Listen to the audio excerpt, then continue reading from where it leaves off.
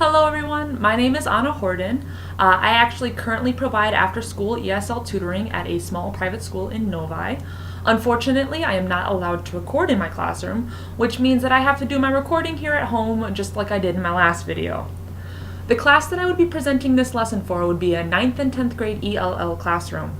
Most of the students that I work with in this class are either at an intermediate or advanced ELL level, and a lot of them actually just take this class to have extra practice with English that's outside of the public school system and outside of their home. A lot of them, actually the majority of them, have tested out of the ELL classroom already. In this video, I'm going to continue the lesson that I had talked about in my last video analysis. This means that this video is going to continue on with the Gothic Horror Literature unit. In this unit, we'd obviously be discussing Gothic horror literature in the form of poems and of short stories. I take my content and language standards directly from the English Language Michigan K-12 standards. The content standards are pulled from the reading standards for literature, grades 6 through 12, and the language standards are pulled from the language section. The content standard is as follows. Students will be able to determine the meaning of words and phrases as they are used in the text, including figurative and connotative meanings. They'll be able to analyze the cumulative impact of specific word choices on meaning and tone. For example, how language evokes a sense of time and place, and how it sets a formal or informal tone. The language objective for this lesson, this is the big focus of the lesson, is that students will be able to apply knowledge of language to understand how language functions in different contexts, to make effective choices for meaning or for style, and to comprehend more fully when reading or listening. To sum that all up in words that make sense, I created this lesson in order for students to be able to analyze word choice and to note differences in two genres that routinely get mixed up, sci-fi and horror.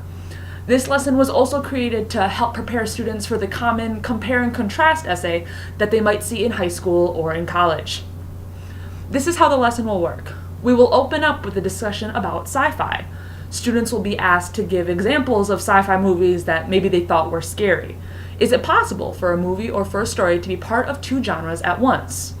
It might even be a good idea to take a poll at the beginning of class, finding out which students believe that genres can overlap, and actually having them argue their point against the students who believe that genre overlap is not possible. I will then explain to the students the purpose of this lesson, finding similarities and differences between sci-fi and horror. Students will compare and contrast two short stories in this lesson. One will be a sci-fi story and the other a Gothic horror story. For this unit, I actually chose Martian and Dracula, but teachers can substitute in stories as they wish. Students will be put into groups and will read the two excerpts from these stories either as a group or silently, depending on what the group chooses. They will then be asked to find the similarities between the language and identify how the language used evokes different tones. They will then need to complete a graphic organizer comparing and contrasting the two pieces of literature. The class will regroup for a discussion where students will share first what they found to be similar and then what they found to be different. We will come up with a tentative list of the themes of sci-fi and discuss whether or not any of them overlap with our list of Gothic horror themes that we had created earlier in the unit. Now, let's talk about how this lesson correlates with the SIOP model. SIOP Component 13 is all about providing students ample opportunities to use and apply learning strategies. Because this lesson will have taken place earlier in the year, I'm going off the assumption that our class will have already discussed learning strategies for reading and for listening. I like to have visual reminders in my classroom, so I hope to point out physically these reading strategy reminders before I turn my students loose on this project. As mentioned before, students will also have an opportunity to use their learning strategies through the graphic organizer that we will be working with. Students will actually have time set aside in the classroom to create their own organizer to showcase their thoughts. Now, some students might go with the simple Venn diagram because that's an easy way to compare and contrast, but if they would like to showcase their thoughts in other ways, I would encourage it and wouldn't have a problem with it. SIOP Component 14 is all about the use of scaffolding techniques, and honestly, I believe that's where you can really make or break your lesson.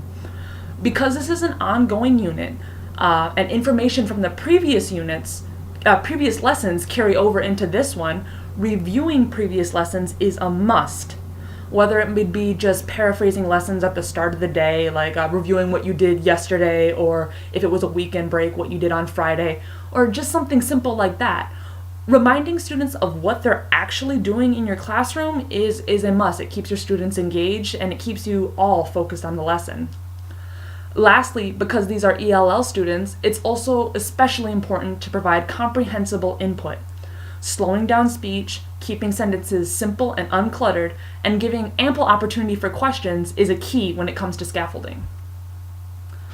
Lastly, SIOP component 15, that's all about promoting higher order thinking skills. To do this, I went back to Bloom's taxonomy. I will be having my students evaluate language on a word-by-word level to draw out themes and tones. I will also be having my students analyze 2 different types of literature, 2 different styles, drawing comparisons between the 2. Analyzing and evaluating our higher order thinking skills on Bloom's taxonomy that my lesson supports. And that's it for the overview of my lesson. I really hope it all made sense. Please let me know if you have any questions. Thanks for watching.